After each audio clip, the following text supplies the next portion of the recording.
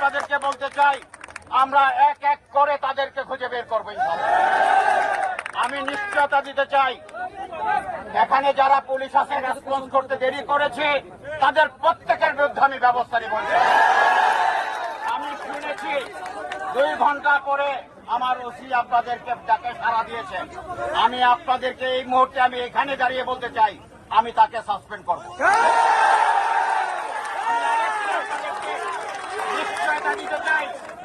আমি নিশ্চয়তা দিতে চাই, যারা এই ফেসিবাদের সাথে আঘাত করবে তাদেরকে পুলিশের চাকরিতে করতে দেওয়া যাবে না, চাকরি করবে না।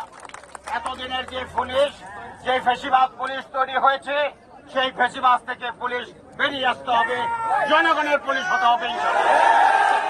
আপনারা কষ্ট করে এসেছেন, আপনারা এই জনগণের নিরাপত্তার জন্য এসেছেন।